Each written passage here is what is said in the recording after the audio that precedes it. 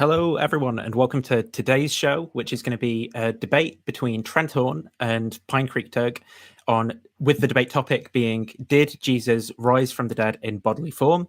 Trent is a Catholic, so he's going to be taking the affirmative position, and Doug is an atheist, so he's going to be taking the negative position. So here are our two guests tonight. There's a bit of a structure to the debate. So there's going to be 15 minutes each for an opening statement. Then there'll be a first rebuttal, a second rebuttal, a cross-examination period for each, and then we'll have an audience Q&A of about 30 minutes before closing statements. So if you have any questions for our guests or want to put those into super chat form, wait until that period to put those through, and I'll let you know when it's coming up in the chat as well. So without further ado then, if you want to go first, Trent, I'll start the timer when you start talking.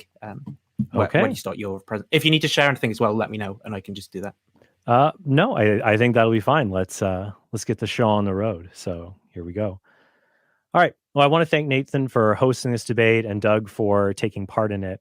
And I want to remind everyone we're debating a question. Did Jesus rise from the dead? This means that Doug has the burden to show the answer is no, not just I don't know, and I need to show the answer is yes. To proceed, let's follow this principle. Things are as they appear unless evidence suggests otherwise. This keeps us from being irrational skeptics and from believing anything just because we want it to be true. So, does Doug have any good reasons to say Jesus did not rise from the dead? You might say, well, dead people stay dead, so we know Jesus didn't rise from the dead. But sometimes the evidence for a specific event overrules a general truth. Prior to 1903, heavier-than-air vehicles stayed on the ground, and people thought that kind of flight was impossible. But that didn't make it irrational to believe anecdotal reports about the Wright brothers. Plus, if Jesus' resurrection was a miracle, it would require dead people to stay dead. Otherwise, Jesus rising from the dead would not be a demonstration of God's unique power. So there's no evidence like a manuscript saying the apostles recanted their belief or anything like that that shows Jesus did not rise from the dead. There's also no missing evidence that we would expect if Jesus did rise from the dead. For example, it's true that ancient non-Christian historians didn't talk about Jesus' resurrection, but they also didn't talk about Christians, and we know Christians existed in the first century. So their lack of testimony about the resurrection says nothing about whether the resurrection happened. Instead, we have the evidence we would expect if Jesus rose from the dead and only appeared to his disciples. Now, let's talk about where we agree. Doug and I agree Jesus existed, he was crucified, and that his disciples, as well as a later convert named Paul, all at least claim to have seen a resurrected Jesus. We also agree that they were sincere in their belief. And I would say this can be shown by their willingness to suffer when preaching the gospel without any kind of comparable reward in return. But maybe they were sincerely mistaken. The most common alternative explanation is that the disciples had some kind of socially contagious, grief-induced hallucination. One person sees the risen Jesus as a personal hallucination, and soon other people feel compelled to say the same thing. But there are 7 problems with this explanation. 1, we should be skeptical the disciples were grief-stricken. It's equally likely they were angry that they wasted years of their life following yet another failed Messiah. So we don't have evidence that they were all prone to having grief-induced hallucinations. 2, Paul and Jesus' brother James were not grief-stricken over Jesus' death because they weren't believers when he was crucified. So this doesn't explain their later conversions. 3, studies on grief-induced hallucinations show that true hallucinations are not common. Naomi Simon's 2011 study showed that the majority of widowers do not experience grief hallucinations. The Hayes and Ludar 2013 study only found 1 case of grief-induced hallucination involving a non-family member. Nearly every single case involves family members. And a 2020 meta-review of these studies showed that these cases, they involved feeling the presence of a deceased person, not actually interacting with someone. Only 2% involved hallucinating a tactile experience of the dead, which is the only case that parallels what we have of the prolonged encounters with an embodied Jesus that are described in Luke and John's Gospels, and as well are also described in Paul's letter when he says that Jesus appeared to the 500 at once. Grief hallucinations also tend to persist for many years after death, but the claims that Jesus appeared to his disciples stop after just a few weeks after the crucifixion. In addition, Paul, as well as reports in Luke and John's Gospels, tell us that Jesus appeared to groups of people, including, as I said, up to 500 at one time. The closest thing that we have to group hallucinations or mass hysteria usually involve people psychosomatically experiencing a similar illness, not individuals claiming to all see the same thing that doesn't exist. In 2015, Dr. Joseph Bergeron surveyed thousands of cases in the medical literature. He could not find a single case of group grief hallucination comparable to the group appearances described in the New Testament. This means that private, fleeting appearances of the dead that last sometimes for years do not explain the public, embodied group appearances that only occurred for a few weeks to the apostles. 4. Many people who have grief-induced hallucinations eventually come to believe it was just an hallucination, and none of them believe that their loved one had risen from the dead or that they weren't dead anymore. But this wasn't the case with the apostles. 5. Since ancient Jews believed the resurrection wouldn't take place until the end of the world, it follows that even if they had these grief-induced hallucinations, which doesn't explain all of them, they would have thought they saw Jesus' soul in heaven, not his glorified body on earth. Only a prolonged encounter with an embodied Jesus explains why the disciples preached Jesus was resurrected rather than preaching that his soul was with God in heaven. Moreover, given their fierce monotheism, we would expect the disciples to hallucinate Jesus as a man caught up to heaven and not as the creator himself, unless Jesus told them he used divine power to raise himself from the dead. 6. The New Testament authors repeatedly make it clear when someone has a dream or a vision, in Greek, orama, and when they think they've seen a ghost or a spirit. But none of those words are ever used to describe Jesus' resurrection body. In fact, the Greek words for resurrection, anastasis and agero, are never used in the New Testament to refer to spirits being raised. There's also no good reason to doubt Luke's testimony that the apostles sincerely believed Jesus was physically resurrected, given Luke's connection to Paul, his track record of reliably recording details in the book of Acts, and the unanimity of the authorship of the gospel attributed to him. 7. Since the resurrection was preached in Jerusalem within a few weeks of the crucifixion, the disciples or enemies of the faith could have checked Jesus' tomb to see if they were hallucinating. To make a comparison, since 2010, the Spanish government thought that Juana Escudero was dead and buried in a certain grave due to a clerical error. So Escudero had that body dug up in 2017 to prove it was not her. And that's a sensible thing to do. If people say a living person is really in a grave, you dig up the grave to prove they're wrong. Likewise, if Christians say a dead person is not in a grave, like Jesus, you can dig up the grave to prove they are wrong. The word bury, ataphe in Greek, is always used in the New Testament to refer to formal burial. It's never used to describe dumping a body in a pit. And the fact that Jesus received a burial has the same amount of independent sources supporting it as other facts about Jesus that nearly all scholars accept, like that he had 12 disciples, for example. Finally, the evidence suggests the apostles visited the tomb and found it empty, since the first recorded visitors were women, which wouldn't make sense to describe if the entire account were fabricated, since women's testimony was considered unreliable in the ancient world. So why should we not believe this evidence? Well, Doug's approach to the resurrection is basically this. Your gut tells you that claims like somebody flew across the Grand Canyon unaided in front of 500 witnesses is false. So, therefore you should follow your gut and apply the same judgment to the claim that Jesus rose from the dead. But here's what's wrong with Doug's approach. First, our gut is reliable, but it's not infallible. If I told you that in some parts of the world, fish fall from the sky like rain, your gut might think it was a joke until you look it up online to see that that's true. There's a natural explanation, but it does happen. Since our gut feelings can be wrong, we need to use our brains to weigh all the evidence related to a controversial claim. Second, when we do that, we see that our gut rejects the examples that Doug gives because they have less evidence than the resurrection.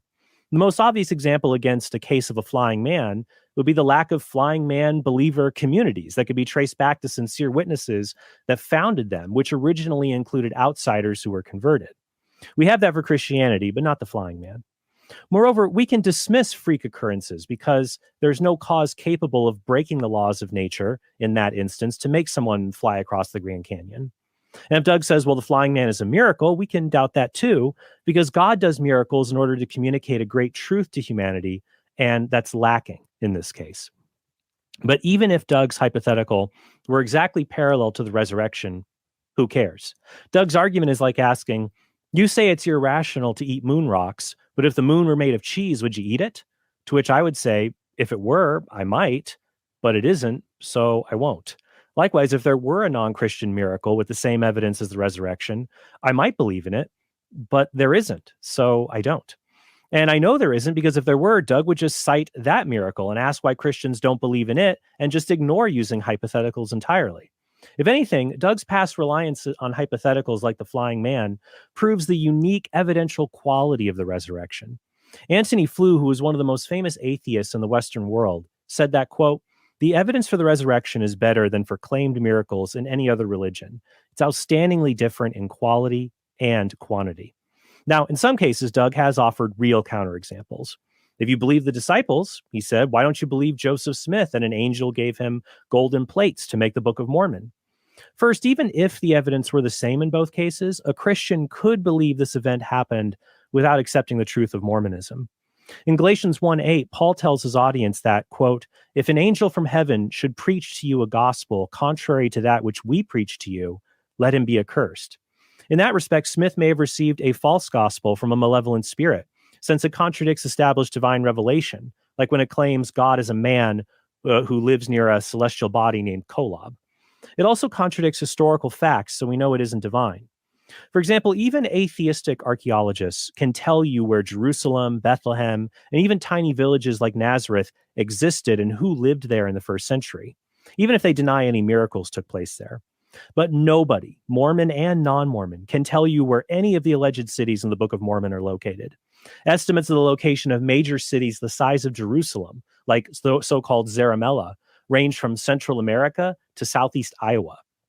The same is not true of the Bible, since Christian and non-Christian scholars agree on many basic facts related to Jesus' death 2,000 years ago, whereas only Mormon scholars believe in facts related to what Jesus allegedly did in the Americas 1,600 years ago. In fact, when we look at the evidence for Christian and Mormon miracle claims, we see significant differences between them.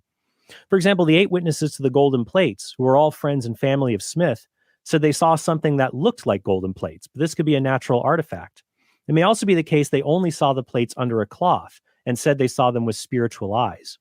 When it comes to Smith's testimony, we have evidence it was not sincere, given that Smith used his status as a prophet to acquire civil power and multiple wives, some of whom were only 14 years old. Also, Smith dying in a shootout in a county jail is nothing like the disciples being willing to die for their belief in Jesus. Finally, when it comes to the 3 witnesses, Oliver Cowdery, David Whitmer, and Martin Harris, we have reason to doubt their claim they saw an angel together show them the golden plates in a group setting. What's weird about this incident is that Smith had the plates in his possession because he was allegedly translating them, but he refused to show them to the men. Instead, Smith brought them to a wooded area and told them to pray very hard to see the golden plates. This probably primed the men to imagine a vision of an angel. But there were no such expectations when it came to Jesus' resurrection, and the Gospels record the apostles initially not believing the women. And while there is no evidence showing the resurrection appearances were only subjective visions, there is evidence, as Mormon author Marvin Hill says, that, quote, the 3 witnesses saw the plates in vision only. One of the witnesses, Martin Harris, later said, I did not see them as I do that pencil case, yet I saw them with the eye of faith. Finally, these men all temporarily abandoned Mormonism. This stands in contrast to the resurrection, since there is no report of the disciples abandoning the church. Maybe you don't believe God exists, though, so you don't think there's anything capable of raising Jesus from the dead. Well, let me offer an argument for the existence of God for you to consider. Here's an argument from change. Change occurs all the time when potential things become actual, but no potential can become actual on its own any more than a train car could move itself on the tracks. Instead, something like a locomotive needs to actualize the potential for change in the object. But even those actualizers only change because something actualizes their potential for change. And just as an infinitely long train of boxcars would sit motionless without a locomotive, and even an infinite number of things that must be actualized by something else, it would be changeless, unless there was a cause of the series that is just pure actuality itself. So if there's a purely actual cause for reality, it would have no potential, and it would be changeless. So what follows from that? Well, this means this cause couldn't be made of matter or exist in time since temporal space and material things change. And as pure actuality, it would have no potentials. So it could not have limits on its power or its existence. Those would be potentiality. It would also be all good, since evil is a lack of goodness, and a purely actual cause would not lack anything. Finally, the cause must be personal, because the only immaterial things that exist are minds or abstract objects like numbers, and abstract objects can't cause anything. So in closing, let's recall the principle I use for evaluating unusual claims. Things are as they appear, unless evidence suggests otherwise. It certainly appears like Jesus rose from the dead, and there's no evidence it did not happen, nor is there any evidence that conclusively suggests an alternative to the resurrection.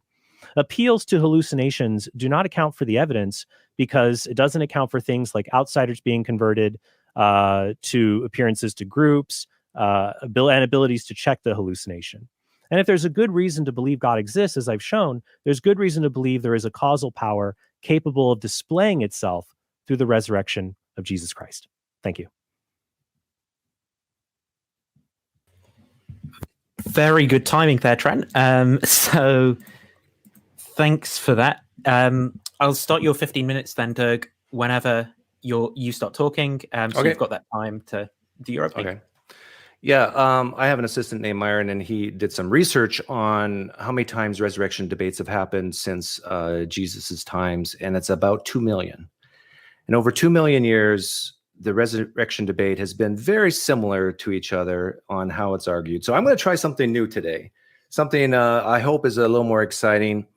But to answer the question directly, I don't believe Jesus Christ rose from the dead because I don't think the evidence comes even close to matching the claim. And I realize that's a boring and subjective answer, but I want to appeal to our commonalities. And I appreciate Trent when he said that we do have some things in common.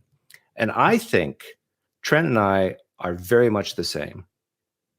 I think that when we see fantastical claims, we doubt them. But I want to start off asking the Catholic viewers right now, who might be fans of Trent, if all you had was the Gospel of John and nothing else, which is basically the latest piece of canonical evidence we have for Jesus and his resurrection, would you believe it? Really think about that question. All you have is John.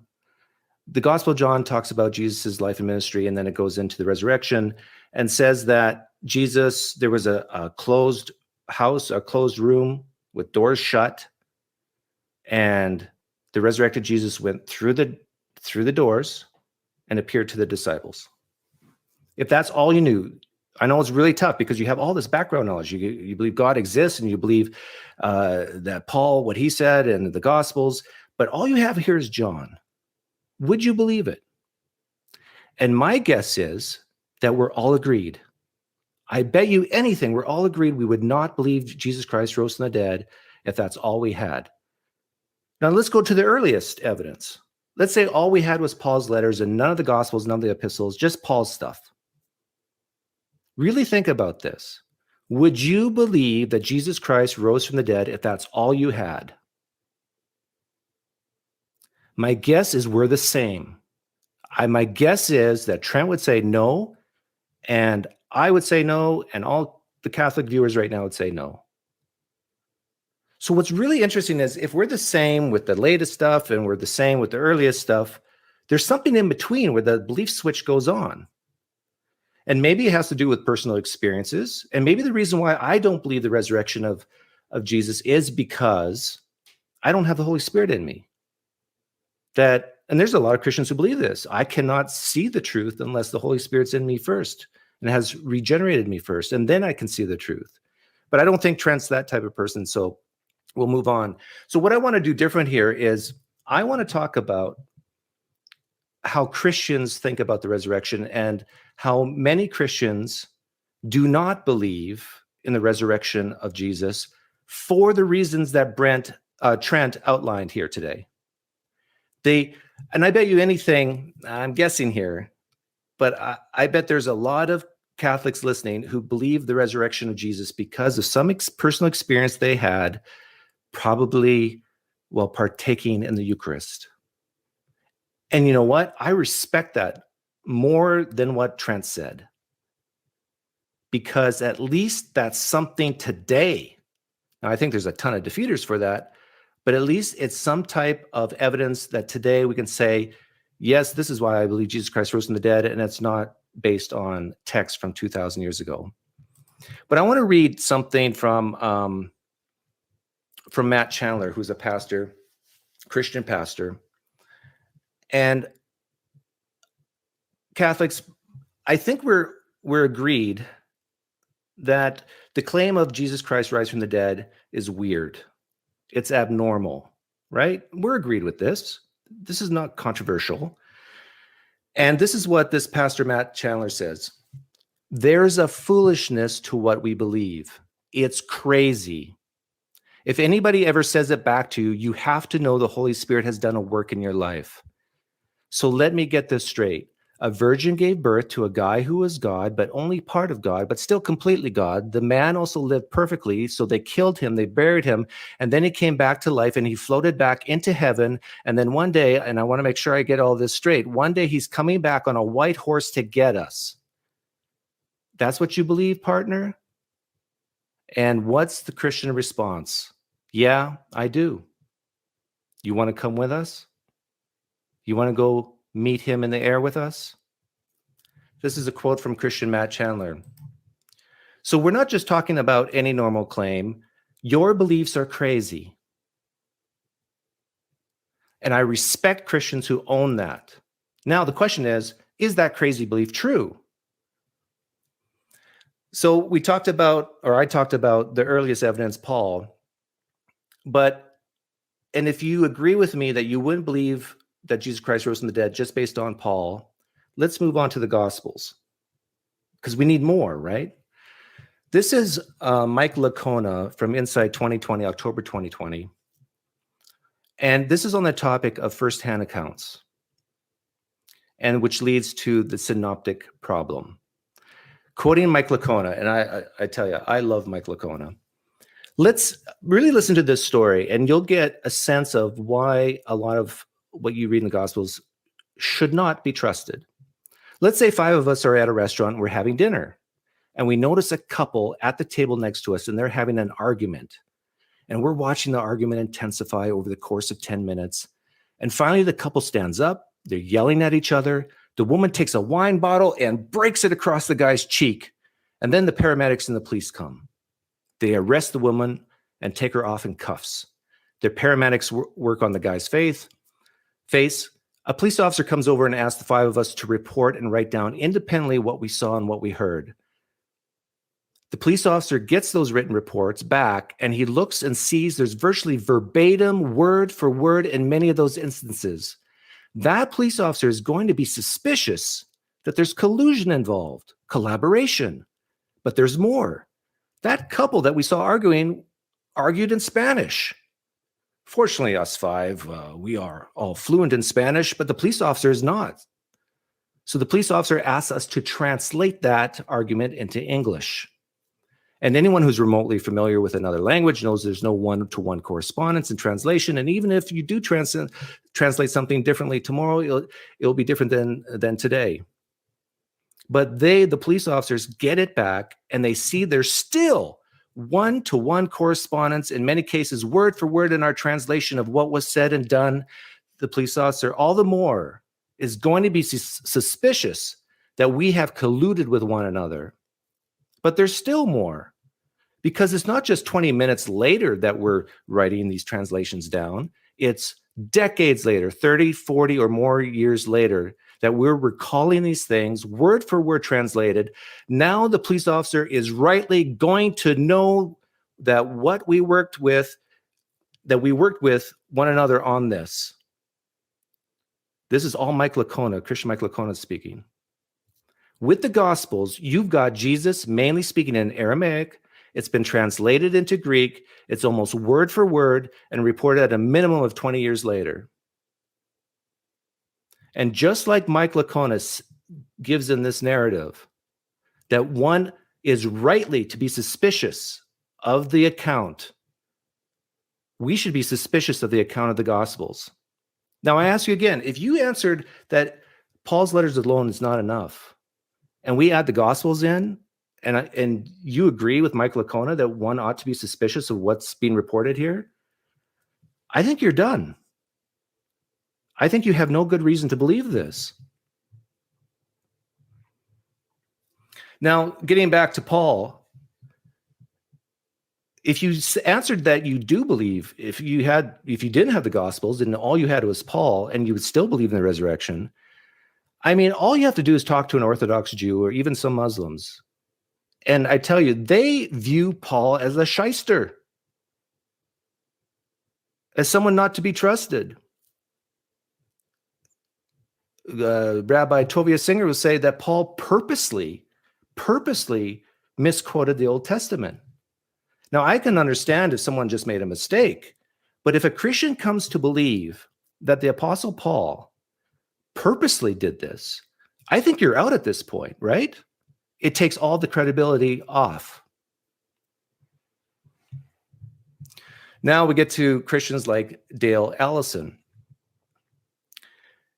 When we're looking at the Gospels and we're trying to figure out, okay, do we have an accurate portrayal of what happened in the past? We need to know if these people are independent from each other. And this is Christian Dale Allison, New Testament historian. If you think Mark was written by John Mark and Luke by Luke, which I think Trent does, they're all together in Paul's epistles. They're hanging out together. They're talking to each other. And the author of Mark is talking to Paul in the traditional theory. And as well, Peter and Luke is talking to Paul. They must be sitting around the campfire or the shop talking about these things off and on. And if Mark is getting some of his stuff from Peter, and you think John is the son of Zebedee, and that he wrote John, well, the first few chapters of Acts have Peter and John hanging out together, spending all sorts of time together. They're also together in Galatians. So if you have a modern trial, what you don't want from the witnesses is to have them post-event contact. You want to have truly independent witnesses. And as far as I can tell, on the traditional theories of authorship, all these people are talking to each other all the time. So they're not truly independent in any way at all. This is Christian Dale Allison speaking. Now, about maybe the resurrection is a legend. This is Christian Dale Allison on that. First of all, I want to read about Dale Allison saying, okay, let's pretend Jesus Christ did not rise from the dead. I know if you're a Christian Catholic, that's hard to imagine, but let's imagine that's true. How could we have a physical resurrection in the Gospels? This is Dale Allison. But with regard to the physicality of the appearances, it makes sense to me that even if those things did not happen, it would be expected, we would expect to find them in the text because they serve apologetical elements. The Gospel of John is related to the 1st, 2nd, and 3rd John, and there's some sort of interaction with proto-docetism, the importance of Jesus physically coming in the flesh. And in John's world and in Luke, this serves as an apologetic motif that Jesus is not a ghost. That's one of the things people have always said: the disciples saw a ghost, or they hallucinated, or so on. And I would expect early Christians to come up with a counter to that at some point. This is Christian Dale Allison saying that Jesus could never have risen from the dead, and we would expect to see this in the gospel saying that he did. To me, that's very reasonable. How much time do I have left? This is Dale Allison saying that if he were a skeptic, this is not me, this is Christian Dale Allison saying, if he were a skeptic, this is how he would explain the narrative in the New Testament. I wouldn't deny Jesus was buried, because I think the evidence favors that view, and I wouldn't deny the tomb was empty. What I would say is this: we do have evidence for tomb in antiquity. We have quite a bit of literary evidence. We have epic graphical evidence for this. We know that bodies of people who died by violence, we know that parts of them were actually useful in magical recipes or thought that would be helpful, or so whatever the explanation. We do know that bodies were stolen for use and profit from tombs. So what I would argue is that the body was stolen. This would explain why the tomb was empty. This would explain why it happened at night. This would explain why the stone was rolled away and not put back. Then perhaps a bereavement vision. Mary saw Jesus, one person. She encountered him briefly. Then the reason they said he had been risen from the dead is because Jesus had a near expectation that he lived in an eschatological end times universe. He thought the end was coming soon, and as a first century Jew of a certain sort, he thought that meant the resurrection was soon. Things would go bad, the saints would die, they would be persecuted, and the end would come, and it would involve the resurrection of the dead. So I would say maybe Mary and Peter, two people, were expecting the kingdom of God to appear immediately. So they say, oh, the resurrection of the dead has begun, or Jesus has risen from the dead. And then what you do is you add social contagion, psychological contagion. One or two people see Jesus, and it becomes kind of like one person in your area sees Bigfoot, and before you know it, other people see Bigfoot too. So the question is, do I know that Jesus Christ did not rise from the dead? I would say yes. In the same way, I know that when I drop this pen, it's going to fall towards the ground.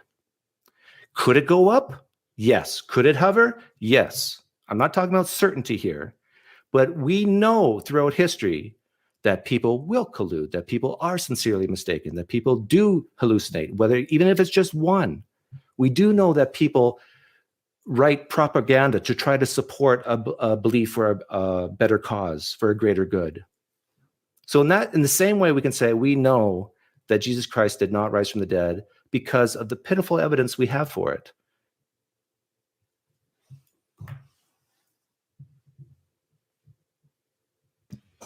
Okay, thanks, Doug. Let me just get the screen back to normal. Sorry about that. Okay, so we're going to go into rebuttal rounds here. So we've got a couple of rebuttal rounds. The first one is 7 minutes, and then the second rebuttal is 4 minutes each. I'm not actually sure the official, order of who would go first in a rebuttal. So normally is there a preference? we would alternate speakers. Okay, so I was thinking that, but then I was also thinking, if it's more recent in memory, does that confer an advantage? So, but yeah, it probably makes sense to do it that way. So if you want to go first, Trent, with your first 7 minutes on the rebuttal, and I'll start the timer when you're ready. All right. Well, first, notice that Doug's argument does not show the answer is no. At best, all it could offer is I don't know. Doug tried to make an analogy to gravity and a pen dropping, but how many experiments has he done with Jesus or with Jesus and those particular circumstances of him rising from the dead? This is about us exploring a unique historical event in the past. All he's done is cast doubt on evidence, not shown that Jesus did not rise from the dead. He asks, well, if all you had was John, would you believe it? Probably not. But if all I had were a few testimonies from astronauts for the moon landing and no televisions, no artifacts on the moon, I might doubt the moon landing. But once again, this is another one of those hypotheticals that Doug brings up, a hypothetical instead of just addressing the actual evidence we have and weighing it for or against. That's what we should do. What should you do if you only had Paul's letters? My friend Justin Bass has written a book called The Bedrock of Christianity that argues for belief in the resurrection, primarily, if not entirely, on what Paul has given us in the Creed in 1 Corinthians 15. But even there, we have more than that. We have these communities that were established and historical documents that attest to them, to this widespread belief that this creed embodies. This isn't just something that Paul cooked up. So, as I said, it doesn't make sense to hypothetically analyze evidence that we don't have. Look at the evidence that we do have. When it comes to abnormal claims, he says there's so many weird claims, they're fantastic and we doubt them. Yeah, but the world is full of weird claims. It was a weird claim that there's objects in the universe from which light could not escape, like black holes. Never experienced anything like that before. It was doubted for a long time until evidence was proposed for it. So our world could be weirder than we imagine. So we have to ask, well, what explains the evidence we do have for these weird cases? But how weird is it, really? Doug cited Pastor Griffith and what he was saying, how weird Christianity is. I don't know who that guy is, but I think he needs to go back to seminary, saying, oh, Jesus is only partly God and things like that. He seems to have a very poor grasp of what Christianity is. Rather, what I'm saying is a combination of ordinary and extraordinary claims. The resurrection focuses on 3 claims. People saw Jesus alive, Jesus died, and then people saw Jesus alive again. The first two are Doug and I agree on the first 2. So I would ask, what does it take to substantiate the first claim, people saw Jesus alive before the crucifixion? I would ask Doug if he believes in that. What substantiates it? Probably the Gospels, more the Gospels than even Paul's letters necessarily.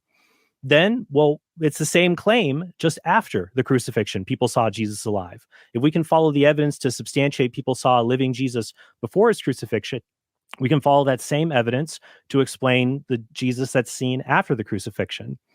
So what examples did Doug give? He gave us, I guess, the Spanish wine fight example, saying, well, look, if the testimonies of people perfectly match up, there's collusion here. I find when skeptics do this with the Gospels, though, it's a kind of heads I win, tails you lose scenario, that if the Gospels disagree from one another, suddenly, oh, well, they contradict each other, so they're not historically reliable. But then if they agree on parts, oh, well, there's collusion and they're working together. So if they disagree, it's fake. And if they agree, it's fake. So this criteria is designed so the Gospels can't possibly win. Rather, we see convergence on major details and divergence in minor details, showing the independence of the sources. For example, the use of different names, Luke referring to Peter as Simon, whereas Paul refers to Peter as Kepha, for example, showing that the sources behind these accounts are different. They're not all coming from the same place. When it comes to independence, Doug cited Dale Allison. Let me read Dale Allison's academic work. This is what he writes. Most scholars, I should note, treat Mark and Luke as independent of Paul's letters.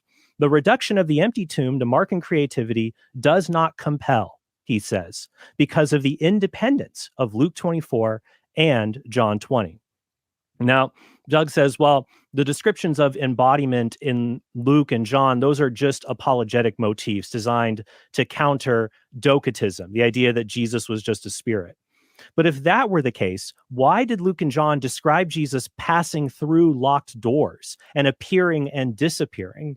If your goal was to try to convince people Jesus is not a ghost, why would you write about Jesus appearing and disappearing and passing through solid objects? So that casts doubt that these narratives are solely based on trying to combat docetism. Rather, I would say the explanation that makes more sense is that seeing an embodied Jesus was the only thing that motivated the disciples to believe that Jesus had been bodily resurrected. Remember, many people believe that the souls of the righteous could be in the bosom of Abraham. John the Baptist's followers didn't think that he was resurrected. Simon Bar Kokhba's followers in the 2nd century didn't think he was resurrected. What would move you to make the unique claim of bodily resurrection would have to be some kind of prolonged bodily encounter. So I would say that's a rational inference, and these narratives in John and Luke preserve what motivated the belief in the first place. Now, what's interesting is that Dale Allison also says in his 2005 book, Resurrecting Jesus, about these alternative hypotheses that Doug puts forward. He says, we have no reason to endorse any of these speculations for which there is not a shred of evidence. They must all be deemed unlikely, yet they are not impossible. So the problem here is Doug is arguing for, well, these other things could be possible, but without offering any evidence for them, or without taking acknowledgement of evidence that contradicts his thesis. So, for example, Doug's alternative explanation, it doesn't explain why James and Paul converted, for example. They didn't have grief-induced hallucinations. It wouldn't explain why entire groups of people, that we see this in the gospel accounts, but also what Paul accounts for in the Creed in 1 Corinthians 15, talking about entire groups of people. And when it comes to independence, scholars also agree, as I said before, that Paul and the Gospels independently attest to example that Jesus chose 12 disciples. Then I would say if it independently attests to that, it also attests that Jesus appeared to the 12 in a group setting that an individual hallucination would not explain. Doug also hasn't even given us an example of grief-induced hallucinations being contagious in this way. I'd like to have him show a real example where this happens in such a way. So his theory cannot explain the conversions of James and Paul. It doesn't explain why people believed in bodily resurrection, has to rely on tomb theft, which if there are guards at the tomb would preclude against that. And I think there's good evidence the guard testimony is historical. If it were fictional and made up, the guard would be placed on Friday rather than Saturday. Thanks for that, Trent. And same goes for you, Doug. If you want to start your rebuttal whenever you're ready, and I'll kick off the timer for you when you start talking. Yeah, I find it interesting that he mentions the guards at the tomb. This is William. By the way, everything that Trent said that I was saying, I was quoting Christians, what they're saying, okay? I haven't even said what I believe yet, other than that I don't believe Jesus Christ rose from the dead. But regarding the guards at the tomb, the last thing that Trent mentioned, this is William Lane Craig. Most scholars don't accept the historicity of the guard story. Matthew is telling the guard story in order to refute the widespread Jewish allegation that the disciples came and stole away the body of Jesus. Just like Dale Allison was saying that there's an apologetic within the Gospel of John and other Gospels about a real, tangible, bodily Jesus, that we'd expect to find that. We'd expect to find a guard story, even though it didn't happen in history. I mean, this ought to cause huge doubt on Christians that what they're reading should be taken at face value. One of the things Trent said, that things are as they appear unless otherwise. That might be one area where we might disagree. I think a lot of times things are not as they appear. Just based on the definition of how our eyes work and how our brain translates it, I could almost say, I think I could say things are never the way they appear, because of the fact that we have parallax and blind spots in our eyes that our minds have to fill in the gaps to actually figure out what reality even is. One thing that we're missing here is that if the historical evidence were so great, why is it that we have no professional historians that had nothing to do with Christianity, and they become PhD historians in any field?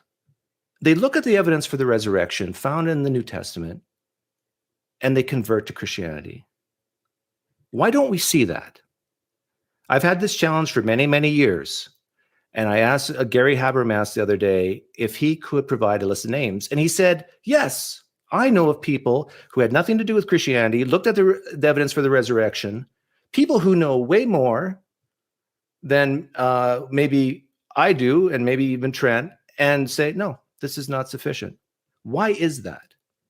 But yet it wouldn't take very long at all for Trent to think of a person who did have something to do with Christianity, looked at the evidence for the resurrection, and said, no, I'm out.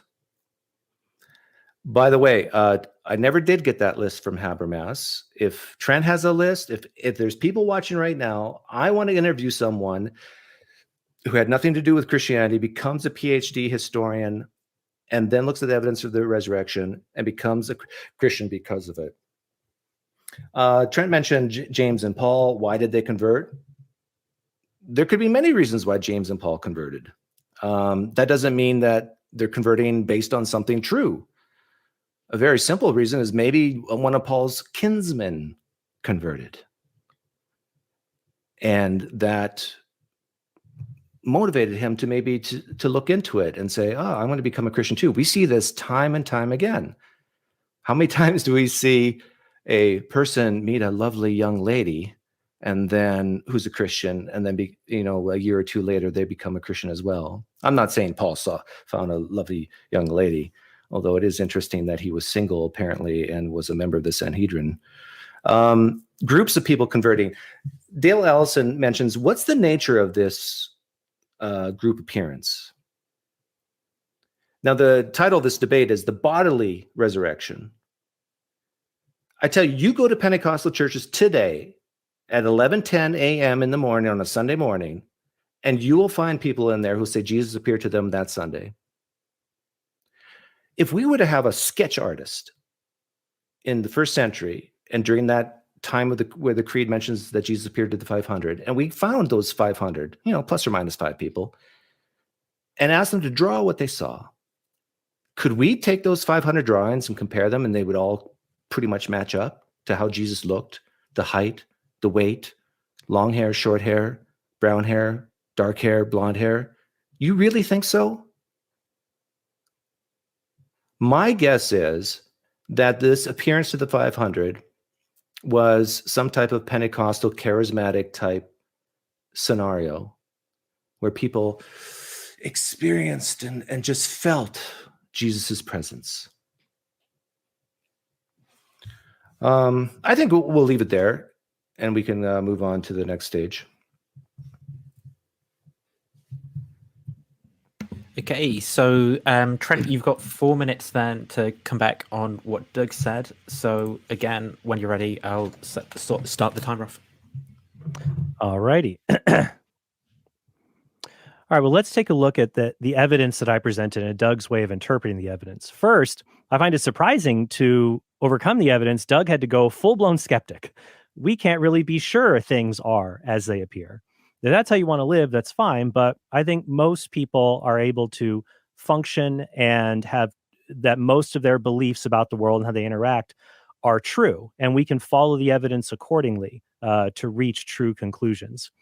Let's see looking at the evidence here. I think what you'll notice as Doug continues is he's going to be trying to explain away the evidence for the resurrection rather than trying to explain the evidence that we have. He sees it as all being problematic and comes up with different ad hoc ways of trying to just get it out of here, explain it away. Paul and James converting, well, maybe Paul had a kinsman motivate him. Is that in Paul's letters? No. Is that in Acts? No, it's a pure speculation on Doug's part to try to explain away that difficult evidence. He doesn't offer anything for James. He says that the appearance of the 500, maybe this is just a feeling of presence. Well, Paul says that he knew the people were involved. He said some of them are still alive. You can go and talk to them. He says it happened at once. And Paul had a lot of credibility on the line here. In his second letter to the Corinthians, Paul talks about super apostles, people who were his enemies, who were trying to discredit him. He had people who were enemies, and he had people in Corinth who were denying the resurrection even happened at all. And he issued a challenge to go and check this out. And in the early Christian community, people were tight-knit, knew one another. Travel was frequent to go to Jerusalem for Passover, for example. So Paul threw down the gauntlet to check these facts. And actually, his technique in doing that mirrors what Josephus does in the Antiquities about the historical events of the Jewish war. He says, go, if you don't believe me, go and check it out yourself. What about the other evidence against the hallucination hypothesis I offered? Well, Doug doesn't address that. Why did these few individuals, when Jesus' body is misplaced, come to believe in bodily resurrection? Did anyone else of false Messiah claimants come to believe this? No. Doug hasn't given us the reason to think that they would believe in embodied resurrection rather than just spiritual survival. People believed in all kinds of things about souls going to heaven or going to the bosom of Abraham. Doug hasn't offered an explanation. Also, as I showed, that the New Testament authors are very clear when someone has a dream or a vision. Paul himself, when he has the vision of heaven, says he's not sure if he was in or out of the body. People knew visions and dreams, but the language used to describe the resurrection of Jesus are seeing and appearances. 1 Corinthians 9:1, Paul just bluntly says, have I not seen Jesus our Lord? What about PhD historians? Well, I agree. It's not a purely historical question about whether Jesus rose from the dead. Many historians are methodological naturalists, just like there are many Christian scientists who will study the cosmos and science and say that doesn't prove God in and of itself, but they believe in God. There's Christian historians that practice methodological naturalism.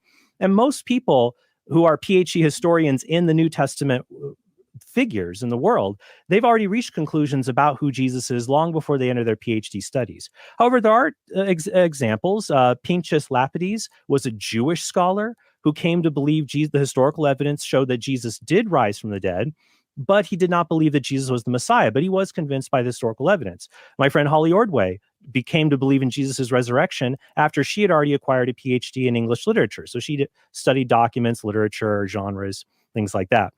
So at the end of the day, I think that what I've presented, that Jesus rose from the dead, it perfectly explains all of the evidence that we have. It doesn't do so in any ad hoc or contrived way.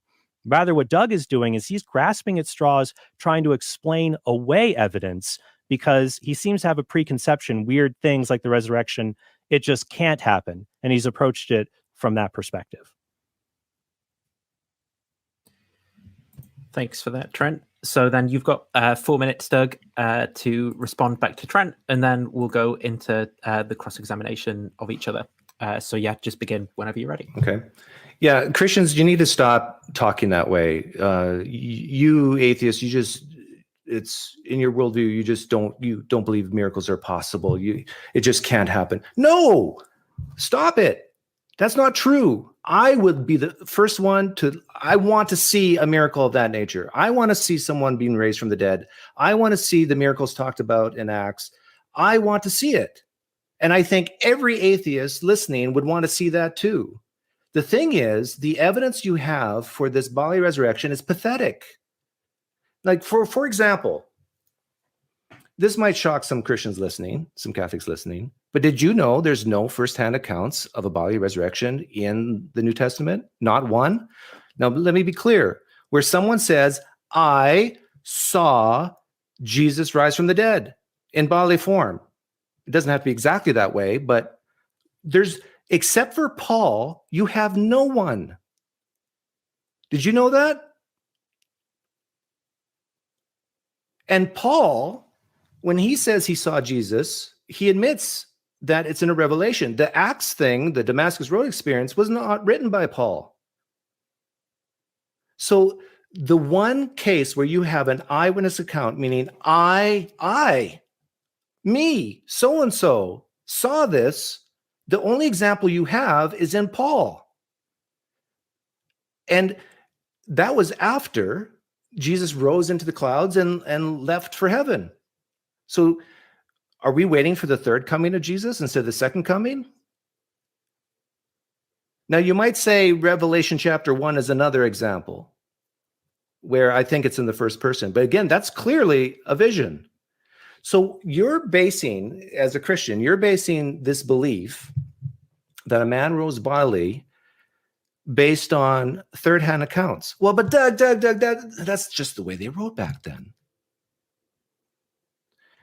Let me ask you, would you trust a third-hand account that doesn't state who wrote it, when it was written, where it was written, where the sources are, that your spouse or loved one murdered someone else? Well, how do you know that my loved one murdered someone else? Well, I have a piece of paper here. It says that they murdered them. Well, who wrote it? Well, it doesn't say on the piece of paper, but legend has it. Or we have a chain of custody from 100 years afterwards that, no, you're not going to buy that for 1 second. It would be thrown out of court. Christians, please, I beg of you, you don't have to stop believing in God, but don't lower your standards just for Jesus. Don't do it. Now, I think that if you can somehow show that you have evidence today, then we got something to talk about. And a lot of Catholics saying, yeah, right on, Doug. Let me tell you what happened to me in Mass during the Eucharist. Okay, let's talk about that. But to say that you have people who saw the bodily resurrected Jesus, you notice you don't have any firsthand accounts of that, except for Paul? And I dare Trent to disagree with that. He won't. He'll say, yes, Doug, in the same way with the word Trinity is not mentioned in the New Testament. Yeah, we don't have that. Well, there you go. I think that's good enough for now. I think that got Trent's dopamine up. Okay, so we're going to go into a cross-examination period now. So that means that there's 2 10-minute periods where one person will ask questions to another person who has time to respond. Who wants to go first? Because like I said, I don't really understand if there's like an official debate format on this or if it's just based off of preference. I'm not sure that it's unfair either way, really. So I think we just keep alternating. So since Doug spoke, I'll just go next. Cool. No problem. So yep, does you mean you asking the questions, Trent? Just to be clear. Yes. Okay, no problem. I'll start the timer then when you ask your first question. All righty, Doug. Let's I got a few questions here. All right, let's start with whether we know something did happen or not. Well, when it comes to resurrection, in order to rationally believe a person rose from the dead, do you have to see the moment they came back to life? Is there a possible hypothetical you could be convinced of a resurrection even if you didn't see the moment the person came back to life? Yes. Okay.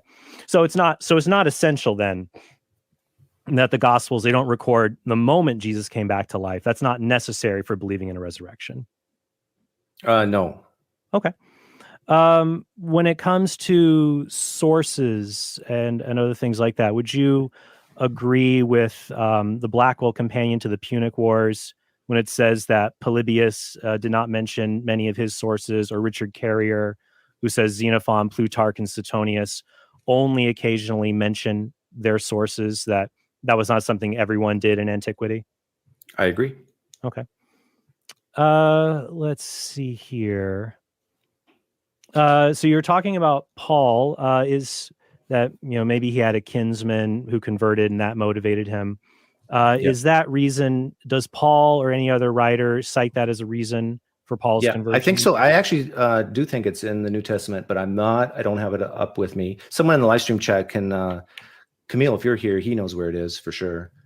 Well, Paul does talk about kinsmen in Christ before him. I'm talking about the specific detail of Paul converting because of a kinsman, where Paul says, I looked at what they talked to me, or something like that. Is there anything like that in Paul's writings or other writings? No. I think Paul probably had some type of experience, and that was the real impetus. But, no one converts for just one reason. I think you would agree with that. Okay, so when it comes to, Paul, you would agree then Paul had some kind of experience and then maybe other things happened. Yeah. Okay. That's what I would say. So Paul's experience, is there anywhere in his writings, other writings, that say that he was in any kind of state of grief prior to his conversion? No. Okay. So any hypothesis that Paul was grieving Jesus or his persecution, that would just be purely speculative. Yeah, and I never said that today. Okay. But is there any reason you would offer as to why Paul had his particular experience? No, I just think that it was I think he says it's through revelation, right? Mm-hmm. Yeah. I'm just saying though, what caused him to think that, and you're just not offering no reason or I could speculate. Okay. But yeah, I think that if he was actually persecuting Christians, and let's say I'm right, and there's multifaceted reasons why he became a Christian, one of them being some of his friends became Christians, he might have started feeling guilt. Okay, but that's speculation. Yeah, of course. A lot of what's in the Gospels is speculation. Okay, well, I would disagree with the evidence I've put forward, but in any case, let's go on to my next question. Dr. Joseph Bergeron wrote an article in 2015.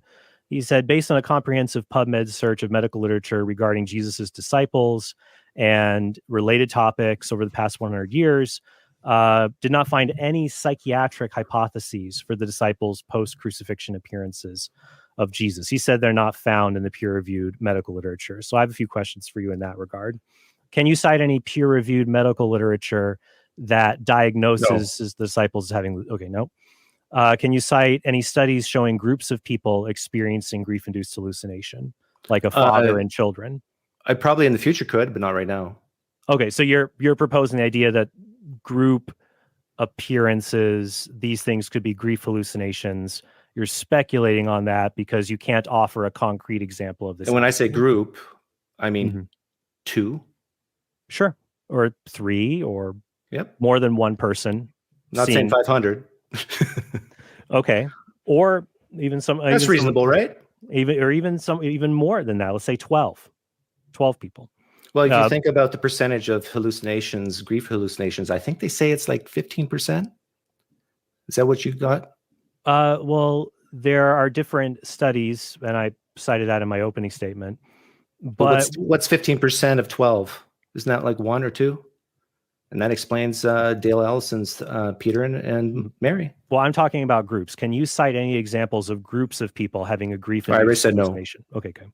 But I probably could in the future if you give me time. Okay. Can you cite any studies of grief hallucination among non-family members, where we're primarily talking about people that are not spouses or children? Right now, no. Okay. Can you cite studies showing one person's grief hallucination or an example caused another person to have the same kind of grief hallucination? What just happened am I supposed to be asking questions now? No, sorry. I just clicked the wrong view button. Okay. Ignore that. Okay. Yeah. Can you cite an example or a study talking about one person's grief hallucination causing another person to hallucinate the same person not seeing the person? No. Okay. What percentage of people who have grief hallucinations believe the person they saw is not dead anymore? Don't know. Okay. Are you aware of studies that put that at a negligible or 0% value? Not aware. Okay. Let's see here. Can you cite another example of a non-Christian miracle claim involving witnesses who are willing to be martyred, groups of people claiming to see the miracle, and opponents to the belief system converting No, to it. not in a way that would make you happy, because there's always going to be buts in there. Like I could cite what's his name, Sias Baba. I could cite even the Mormons, but nothing that I could cite is going to satisfy you or Catholics. Okay, well, with Sai Baba or Joseph Smith, like with Sai Baba, could you cite someone who was an opponent of his movement, like a member of the Indian rationalist movement, eventually joining his movement early on, or a enemy of Mormonism becoming one of its leading proponents early on? I think I could with Mormonism, but I don't have that off the top of my head. I would have to get back to you. Okay, sounds great. Yeah, if you send me a list, I would enjoy looking through that. That would be great. Well, by the way, I want you to send me Holly's email. Sure. Yeah. Well, she has a book called "Not God's Type" that you can go and check out. But yeah, we can get that to you, no problem. Let's see here. If you sincerely thought someone had risen from the dead, would you check their grave to see if they were still there? If I could, yeah. Okay. Yeah. So if the disciples sincerely believe that Jesus rose from the dead, then it would make sense that they would do something similar if they could locate where Jesus's body is. Yeah, but notice that's like at least 3 days after. Mm-hmm. Can you still identify a body that's been dead, it's been buried for 3 days? Depends on the temperature, but probably, but it'd be tougher than if it was like 3 hours. Could you be able to show that it had things like crucifixion nails in it? Oh yeah, definitely. Okay. Yeah. Let's see here. Does the new, so sounds like you didn't really, let's see. Do the witnesses of Jesus' resurrection, either in Paul or any of the New Testament documents, do they ever describe the risen Jesus, his body, as being only like a ghost, spirit, or only a vision? No, of course not. Okay. All right. Well, I think see how I did that? I answered directly. Well, that's very helpful. Yeah, I hope you do the same for me. I will answer to the best of my ability. Since I have one more minute, I had a question I thought about asking earlier on, but I got a minute left, so I'll ask you. You say you want to believe, and I think that's good. Okay, so you don't believe miracles are impossible, right? Here's my concern. Under what circumstances would you believe a miracle occurred? Because isn't it possible there's always an unknown explanation unknown natural explanation you haven't discovered yet? So how would you be able to definitively remove unknown? I don't need certainty. I don't need 100% certainty. All I'm saying is that it would move me. So it'd be rational for you to believe in a miracle if your gut tells you. No, that's not. I could still be wrong. Mm-hmm. And this whole thing would it be rational? And to me, that's more of like a feelings thing of, I don't want to be called stupid.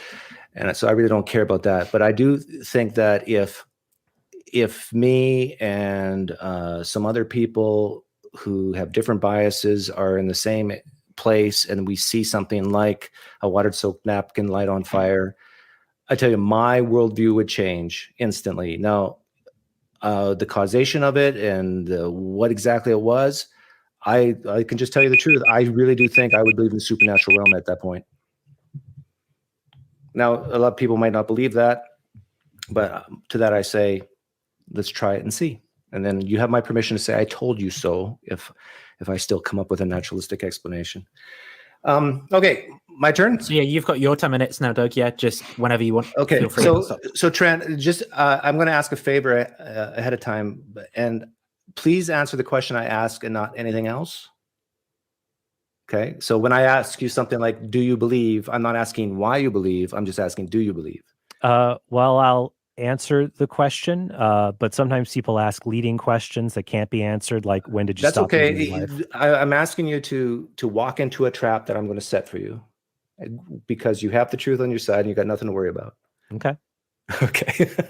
But I'm probably not going to be as bad as you think I'm going to be. But anyhow, that's what my dentist says too. Yeah. I think you and I are the same. And here's an example. If you and I were walking along the street and we see someone on the ground, seized up, convulsing, froth coming out of their mouth, and we overhear some people talk, and one guy says, "Oh man, that person's demon possessed." Another person says, "That person is having an epileptic seizure." My bet is you and I would both go with the epileptic seizure. Am I right or wrong? I would go with things are as they appear unless evidence suggests otherwise. And I would say that this appears to be an epileptic seizure.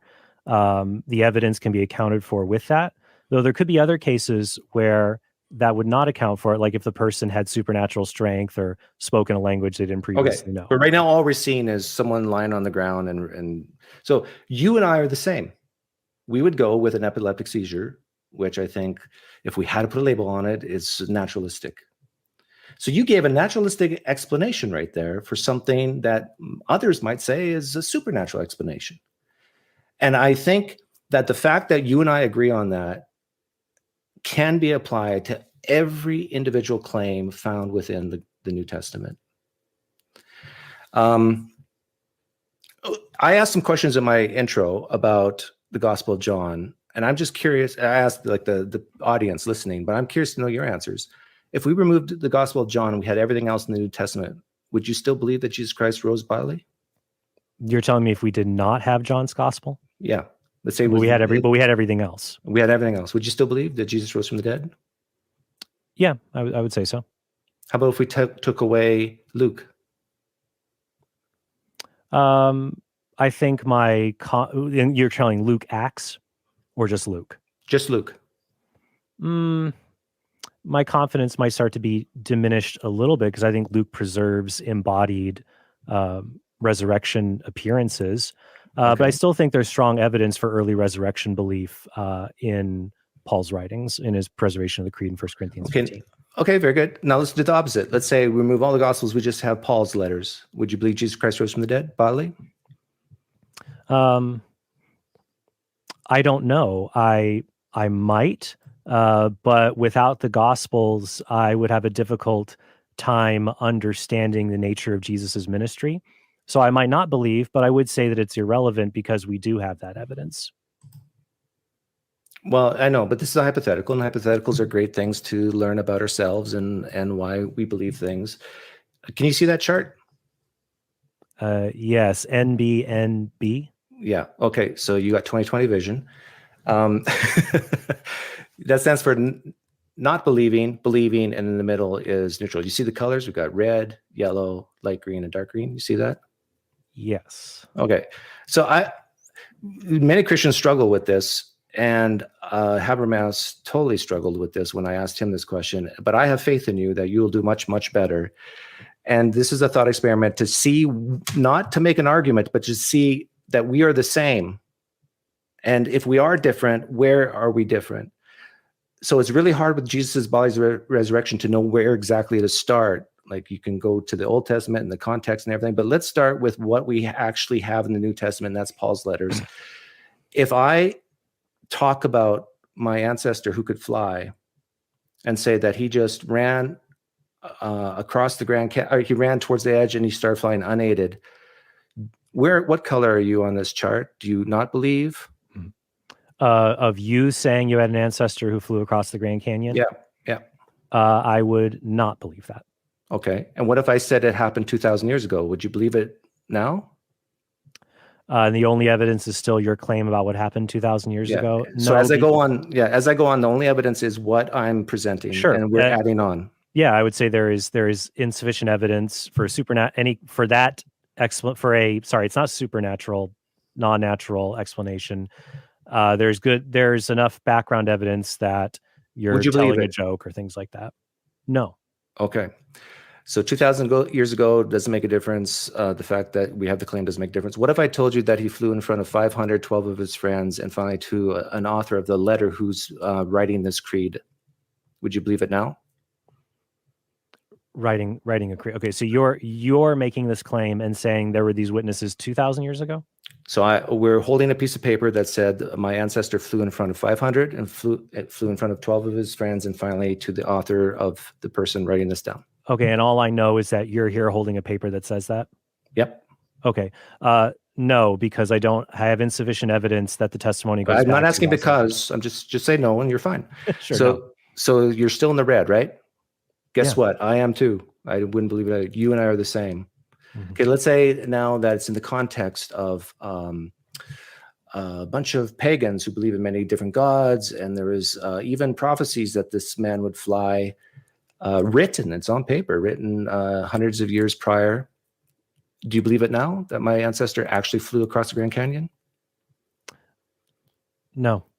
Okay. Well, I guess, you don't want me to explain, which is fine, I suppose. No, I'm showing, we're agreed. You and I both. I wouldn't agree. And the evidence for what you've presented still doesn't reach the level of the evidence for the resurrection. So that's still consistent on my part. Okay. And let's say there were two people who were antagonistic to the man flying. They never liked the guy.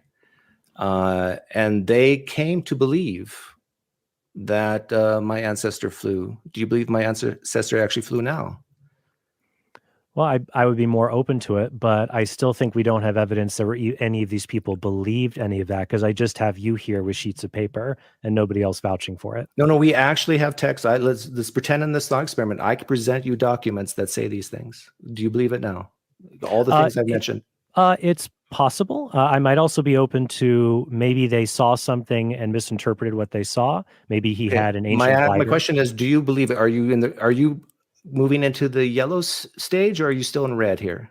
I still don't believe he violated the laws of nature, because the story does not include a causal power capable of doing that. So let's say this person, let's say my flying ancestor, there was diaries written about him by 4 of his friends.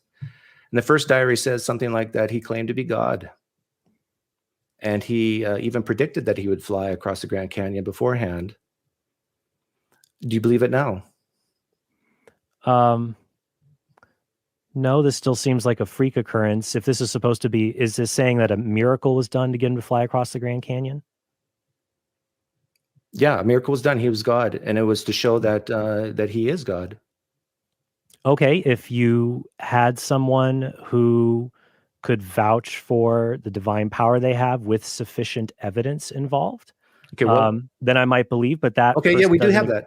Okay, so you're still not believing. Well, Doug, I'll just cut you the chase. If your flying man had the same evidence as Christianity, no, I don't want to do that. But no, Trent, I don't want to do that, because I already know your answer is if the flying man had the exact same evidence as we have for Christianity, you would believe in the flying man. I get that, but my point is with this thought experiment, see where do we diverge, and so far you and I are the same, and I'm very curious to know when your belief switch turns on. So, are you still in the red? That he flew, that we have different people that are involved, but I'm trying to understand, you haven't included everything with it. It might be easier if you just started with all the Christian evidence and take away something from it, because I don't know. We could have done that, but we already started this. I think we're almost done. So let's say now we have a second diary that outlines the miracles that my ancestor did before he flew. Okay, fine. Then I would say, if these are genuine miracle claims, is it in continuity with established miracle claims? I already have good evidence for Christianity, its resurrections claims. There are claims of Catholic saints that have flown, like St. Joseph Cupertino. I'm open to that. Not entirely convinced, but open to it. So if it's in continuity. I understand, but let's say my ancestor flew before Christianity. So you can't compare to Christianity. Was he Jewish? Are you Jewish, Doug? So would you believe, so you have nothing to compare it against. Would you believe that we have a second diary, and the first diary mentions that he claims to be God. He claims to do these miracles. He actually walked on water and flew. He multiplied loaves and fishes. He turned water into wine. And it says this, these diaries are written decades later. They're not signed and dated, of course. Here's my question. I need a clarification. Are there people who were willing to be persecuted, martyred, and an enduring belief system has continued to the present day? Yes, you're cutting right to the end here. Okay, yeah, then I'm very. I would say I'm very, very interested. Well, wait a minute. Hypothetical. I still don't have to worry about it. Wait a minute. With the flying man, what we have here is about, I don't know, 100 years later, there's reports, at least decades later, there's reports of people dying for their belief in the flying man. But we don't have reports that they actually could have recanted and they would still have lived. And some theologians, like Cheryl McDowell, says that we really can only be confident about 2 of them. Do you believe now? I think I'll let us go to audience Q&A, but no, it's still not the same. That was fun. I really do thank you for participating. You did much better than Habermas. So yeah, I know we went over time a little bit there, and I hope you don't feel unfairly done to, Trent. We're going to go into audience Q&A now at this point. So there were a few questions that people put earlier, so we'll try and dig those out of the chat. But if you have them, now is the time to put them in the chat as well, and we'll come to them. But otherwise, I've got about 500 comments to scroll up through to get to the first one of these. 500 questions? A lot of comments. There's 625 people watching at the minute. So, and it's been around there. Over 500 people saw us at once. By the way, did Matt Fred actually offer me $1,000 to do it on his channel? Trent, do you know if that's true? Because I've been saying that's true, but is it true? Yeah, yes, he did. So Doug, if you want to do this again for the money, we could always talk. I do it for the love, not for the money. My rewards, and store up other treasures for yourself. That's great. So here's a first question then from Joshua Phillip. It's Doug, what's your main motivation for devoting a considerable amount of time to counter-apologetics rather than open-minded worldview investigation like Joe Schmidt does, maybe? Because I want to make Christians cry.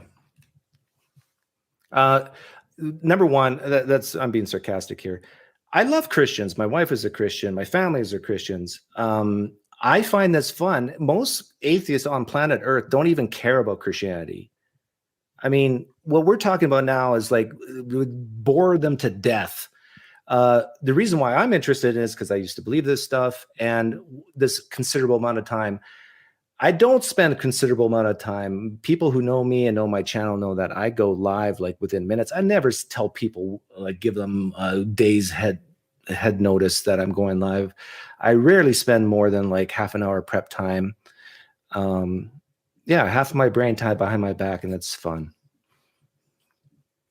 If there's anything you want to say in response to this, by the way, Trent, you can do. If not, I'll keep searching up. No, I can't speak to why Doug does. I can't speak to why anybody does what they do, including Doug.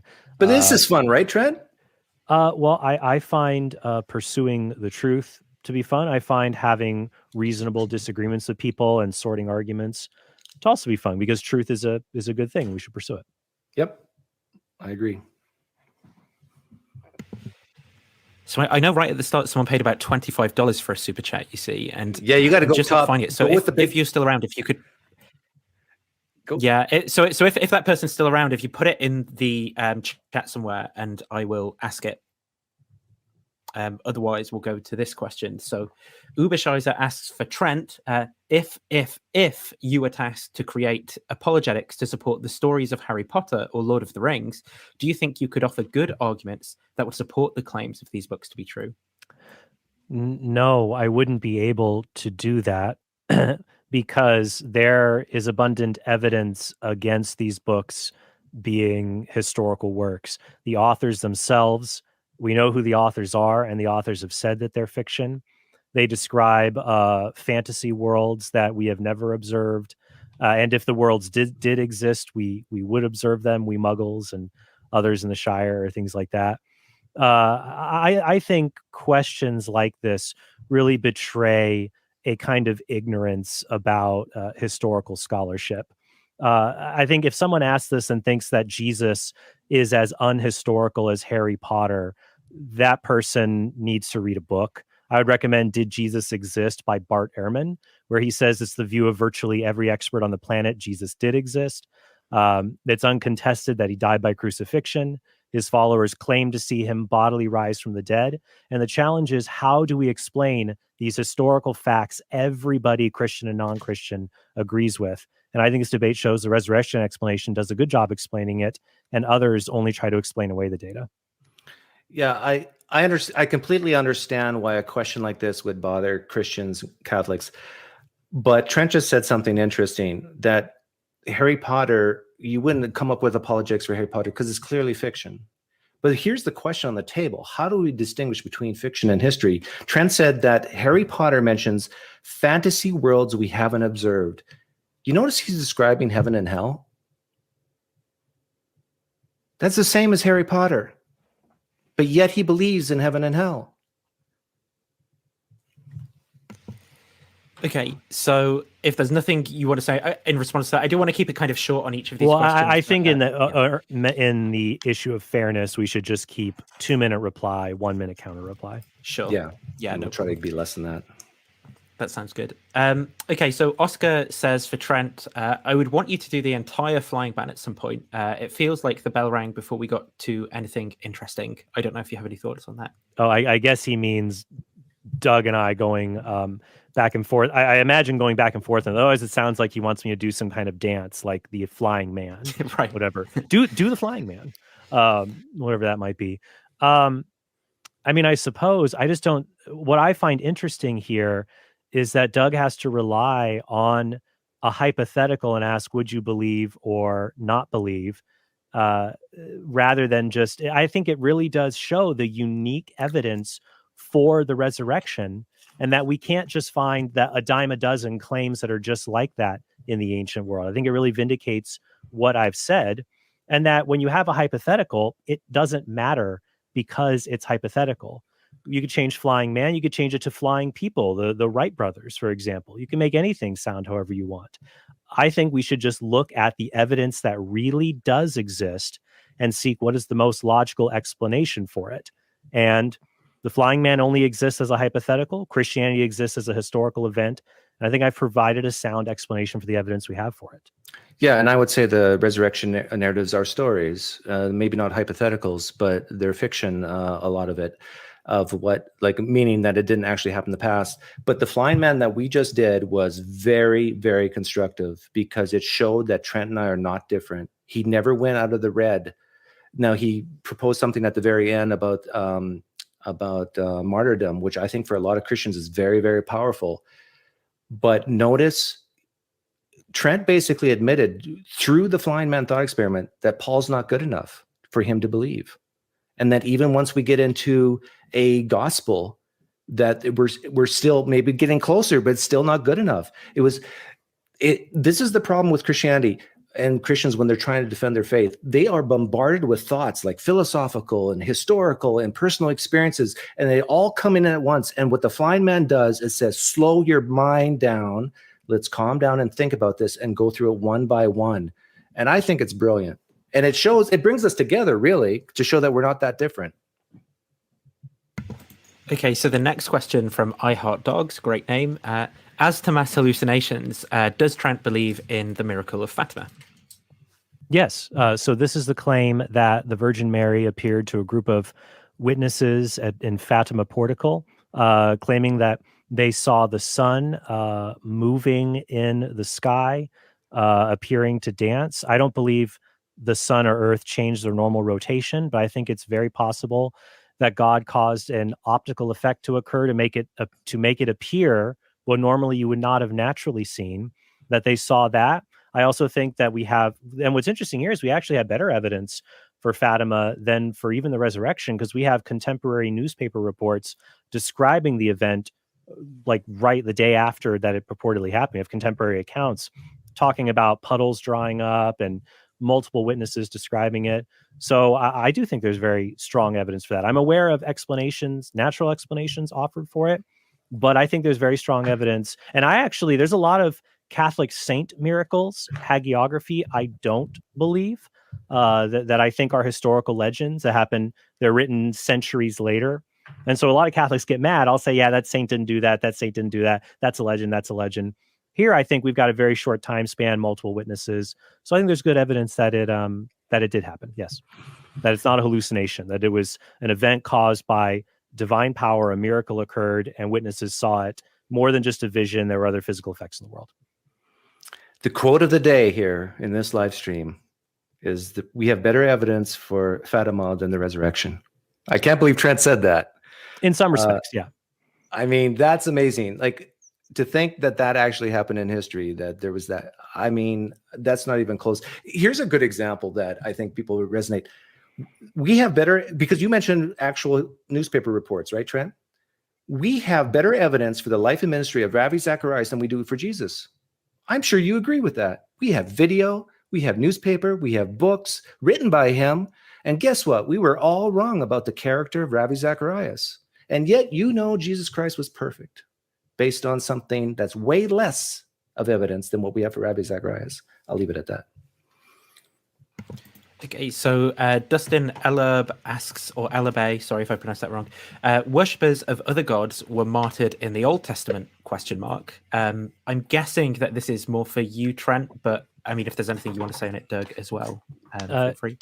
Yeah, I'm going to have to make an assumption on the question because it's incomplete. It could just be a factual question. Were there people who worshipped other gods who were martyred in the Old Testament? It would depend on your definition of martyr.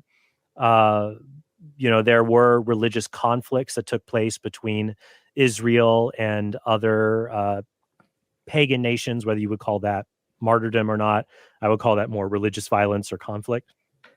But I would say that there are many non-Christian martyrs. Absolutely. There are many non-Christian martyrs. Martyrdom does not prove the truth of one's faith. I believe it's very strong evidence for the sincerity of one's faith.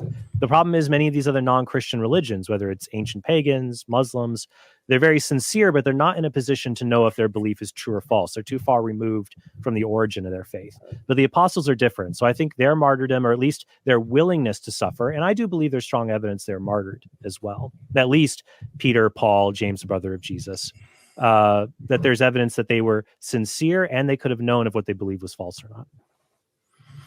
Trent says there a lot of these martyrdom stories, they were not in a position to know it is true or false. I would say the same thing for the New Testament characters, because of what I said earlier that I think Trent agrees with. We don't have firsthand eyewitness accounts that they even saw what they apparently died for. We have decades later anonymous authors, which, chain of custody, Eusebius says that, Papias says that, John says that, Mark says that, Peter says that, Jesus said. We have that, but we don't have actually, hey, everybody, my name's John, and I saw Jesus rise from the dead. And I could have recanted and lived, but I didn't. We don't have any of that. Roxy asks, if all your friends and family and people said they saw a flying turtle, would you believe them? So I think that this is one maybe for both of you. I'll start with this one. If all my friends and family saw a flying turtle, would you believe them? All my friends and family. No. There we go. How about you, Trent? I would believe that they saw something. Me too. Perhaps it was an unfortunate turtle that got into a kid's potato gun. I'm not sure. So I mean, that would be a flying turtle. I think that what's interesting here is that we do have cases of unusual things. I'll give you an example. In the Middle Ages, there were a group of monks in Canterbury who claimed that they saw the moon explode. And it's like, well, do you believe that? It'd be easy for people to say, no, I don't believe that. But actually, many astronomers say there's no reason to doubt their testimony. And what probably happened was these monks saw a meteor impact in the sky in their line of sight with the moon and made it appear that it exploded. So I think that in many cases, when someone says they saw something weird or strange, it could mean the world is different than I understand, and I have to adjust my world. It could mean they thought they saw something, but they didn't. But I wouldn't say that's the case in the resurrection, that people mistakenly thought they saw the risen Jesus, because their conviction and resurrection belief would only be motivated by an authentic resurrection, not just some kind of case of mistaken identity. Because we're dealing with, like Doug brought up Bigfoot before. People there, it's not Harry and the Hendersons. They're not friends with Bigfoot, know him, hang out with him. These are people who knew Jesus, similar with Elvis sightings. They know him, and they know if it is Jesus risen or not. So I don't think it's parallel. Awesome. So Oscar asks for Pinecreek, how did it feel to do a formal debate? Felt like watching Michael Jordan play baseball. Well, Michael Jordan was pretty good at baseball too. No, this was fun. I think I got to do more of these. Yeah, I liked having a debate with you, Doug, because I think what makes it fun is we can cover a lot of different arguments and put forward for people to consider. My policy when it comes to debates, by the way, I know you do a lot of critique of debates and you watch debates. I don't think debates are the way to resolve a disputed question necessarily. I think they're ways to get people to begin their own investigation and maybe offer people different insights, different arguments, and motivate them to pursue the different cases that are presented. So I'm interested in people to pursue more of the case that you've presented. People present more of the case I presented. It's fun, and yeah, maybe we'll do another one sometime. So Street's disciple, and I think that this is in response to a particular person that you mentioned.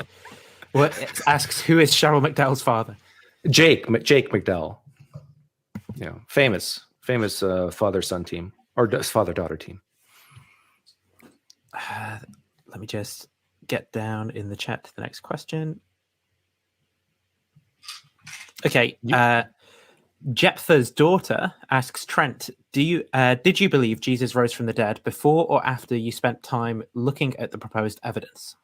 And says thanks for your time.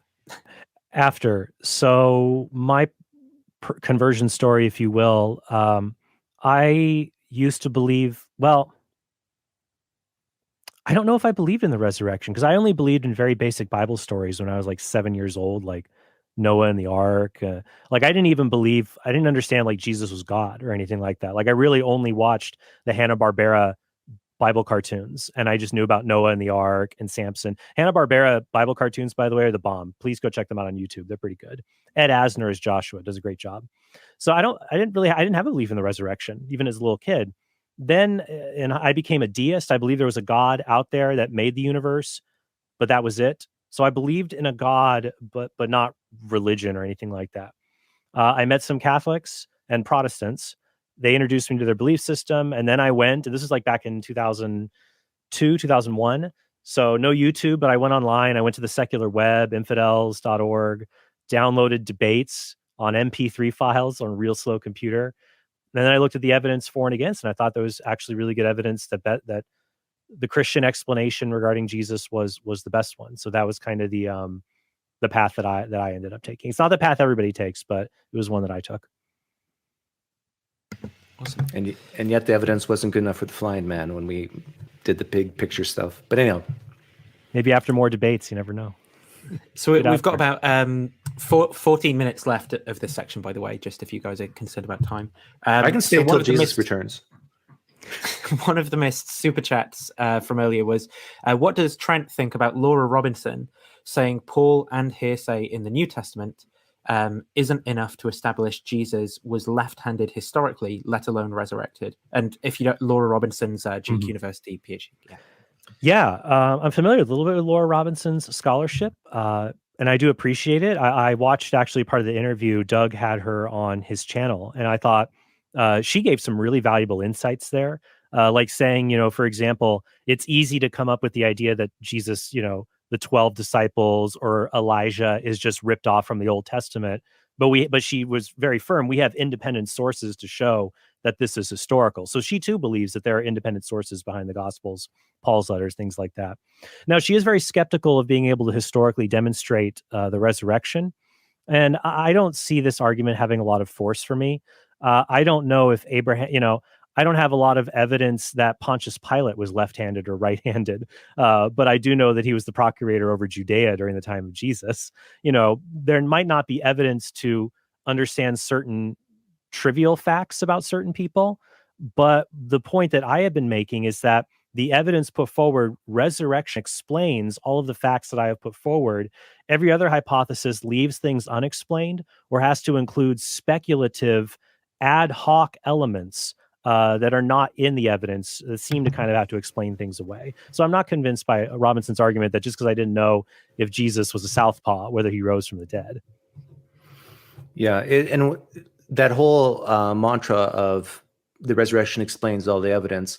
When you're talking about stories, like if I believe the narrative in Matthew 27, about the Jesus casting the demons out of pigs, where's that again? That's not Anyhow, the it doesn't matter. Gerasene, yeah. Like if I believe that narrative is a story, it never actually took place in history, about Jesus casting the demons out and putting them into pigs and they go. Do I have to explain how the pigs actually flew over a cliff? No, you don't need to explain all the data if you're saying that it's a story to begin with.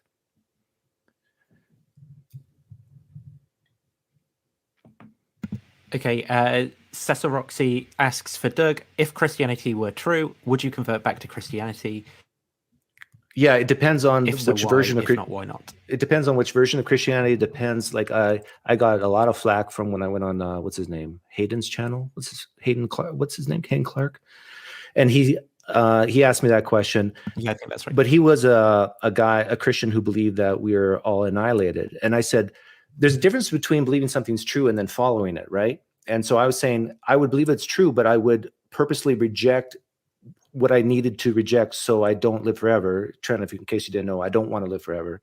Heaven's not appealing to me. So if I became convinced that Christianity was true, and I would now have to, okay, now what's the end times? What's the, am I going to heaven forever? I don't want to do that. I don't want to go to hell either. If ECT is true, I don't want that. So I'd have to figure out what version of Christianity is true. And I've said that I'd become a Pete Enns type of Christian who basically, he's sort of like a Marcionite who rejects a lot of the Bible. He'll come out and say that Paul, yes, he purposely changed Old Testament quotations and most of the stuff in the Old Testament's didn't happen in the past.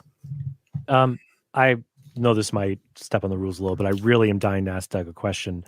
Doug, when it comes to heaven, if heaven were the case that every day you would be happier than the previous day, would you want to have endless life in heaven? If every day was, I think happiness is overrated. I actually do think, no, I know you're smiling here, but I do think you need a little bit of suffering, not gratuitous suffering, but you need goal setting and suffering in order to be happy. So if you're saying that heaven is a place where you set goals and overcome it, and you actually experience a little bit of suffering, which I think is inspiring philosophy's view, and I appreciate it, then yeah, maybe yeah. But the picture I get is that there's no suffering in heaven. In fact, the text says that. And so, I want to feel my muscles sore a little bit. That tells me that I'm working out, right? And I get this picture that we're all avatars in heaven. But I don't think anybody, not even you, Trent, knows exactly what heaven's all about. I think it's one of those things. If it does exist, the scriptures are not that detailed on it.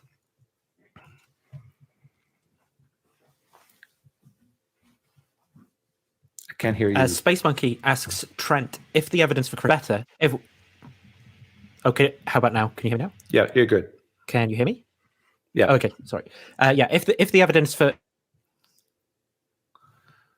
if the evidence for Christianity was better, if we had more evidence that the Apostle Paul visited the brothel twice a week, would you still be in the green on the resurrection of Jesus? Thanks. Mm-hmm. I think, well, he says that the evidence for Christianity was better. I think he means if we had more data surrounding the origin of the Christian faith, and that data was against it, and I showed in the debate that Doug hasn't presented any evidence that this did not happen. He's just casting doubt on the evidence that it did happen. If there was evidence it did not happen, that would lower my confidence, possibly to the point where I would no longer believe it. So I guess the analogy would be like if it was evidence comparable to why I don't believe in Mormonism, the same problems we have in the book, the exact same problems of the Book of Mormon are in the Bible, that you have witnesses that are recanting from it, that the founder of the religion seems to be using it for fraudulent purposes or for his own personal gain. That would cause me to doubt and maybe to not believe. This particular example, the Apostle Paul, the only thing is, Paul visited prostitutes. Well, I don't know if that would cause me to doubt that his testimony is true. It just may be the case that he's weak-willed. It'd be like if you found a very famous health guru and it turns out they go to In-N-Out twice a week and gorge on a quadruple. That just shows they might be a hypocrite. But it doesn't mean everything they taught about good health is false or that they don't sincerely believe it. They just have a weak will. So that particular example, I don't know. It would make me really cast doubt on a few things for sure. It may not tip me over. More things like recanting of the apostles, bone box, Jesus' name on it, that could push me back into not believing. But as it is with hypotheticals, these things don't exist, so I don't have to worry about them. It'd be similar with the moon landing. If it turns out we had hypothetical evidence against it, would I not believe it? Maybe not, but we don't. So it's just an intellectual exercise. Trent said a few times that Doug has not presented any evidence that it has not happened. I know I'm not going to change Trent's mind on this, but if there's Christians listening, please consider this. That is a horrible way to live your life. That's a horrible, rotten, and as Charles Barkley would say, terrible way to have an epistemology, that if you can't prove it didn't happen, then we're justified to believe it based on this type of evidence. This gets back to Trent and I we're holding hands, and Trent and I are walking down the street, and we see this guy seizing up on the road, and we both say, yeah, it's probably an epileptic seizure, but that you have. And then the guy says to us, well, you haven't proven this is not demon possession. I mean, this is ridiculous. You would end up having to believe so many things based on that standard. Anyhow. So Cesaroxy says, does Trent believe the devil exists? And if The Exorcist was true, would you believe, Doug? Yes, I do believe that there is a malevolent spirit who we call the devil, who acts for evil purposes. Yes. Yeah, I think that even though Christians like Trent believe in angels and devils and that they truly believe there's a spiritual warfare, on a day-to-day life, like when Trent goes to the grocery store, he's not thinking that way. I'm sure of it.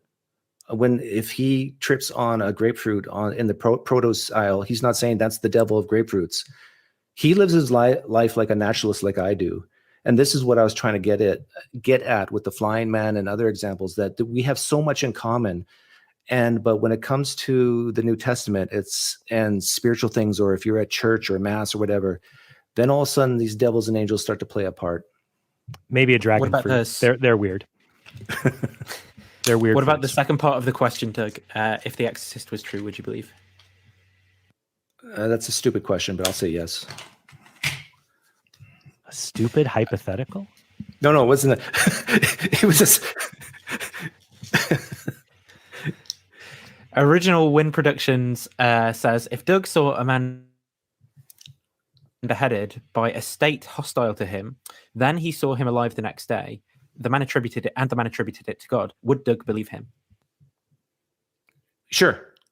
If Doug saw a man beheaded and then the next day, would Doug believe him? I would say I would give him the benefit of the doubt. I know that, and then I realize that plays right into the New Testament narrative, but let's see the beheaded man walk towards me first. Let's see resurrections first, and then we'll know for sure whether or not I believe it or not. I would have to see. Well, here I might have to, if I could see or had reliable witnesses that could tell me that this person had evidence their head came back on, like scars or things like that, that would help more, because it's possible in this very, very isolated case, maybe this person has a twin, for example. Now, I don't think that the twin hypothesis explains the resurrection, though it might do better than other hypotheses. That's a good point. Didn't think about that. Maybe there's a twin. So you got to be careful, Doug. You don't want to, I just want to give people what they want, but yeah, that's more probable than someone coming back from a beheading, right? A twin. Yeah.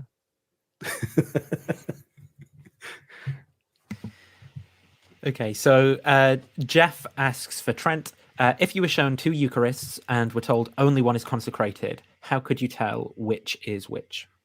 I would ask the person, is it the one on the left? And based on micro movements in their face, I would be able to tell if they are lying or not, because I'm just that good. No, I'm just kidding. I would not be able to tell by sight alone a spiritual change in the Eucharist, because that change occurs in the substance, not in the things that are perceived with the senses.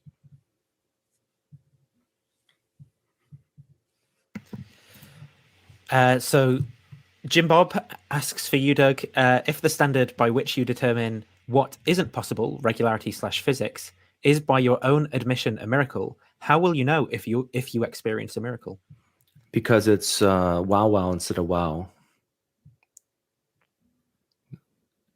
Jim Bob and I have a history, and I admitted to him, Trent, that I believe in one miracle, and that's our existence. As a naturalist, I'll even say that. And so, but within the confines of our natural everyday experience, we can see even greater miracles. I call that wow. The fact that we're here is wow. But if this pen levitates, if I let go, that would be a wow. So what's the standard? You compare it to the standard of the first miracle. Didn't follow that. We'll have to chat more. That was there's a history between us, so don't worry about it. That's wowza. I'd say that's wowza to me. Yeah. So there's about a minute left. So I'll try and get through as many super chat. My Owen Wilson. I'd say our world is wow.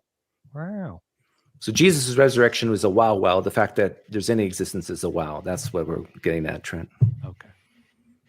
So not long. I'll try and get through as many of these as possible. So Trent, hypothetically speaking, is it fair that God would allow some to witness miracles, including the resurrection, when I've seen nothing? Are we all judged by the same standards of evidence? So there's two questions here. Is it fair for God to give more evidence to some and less to others? I don't think that that's fair or unfair.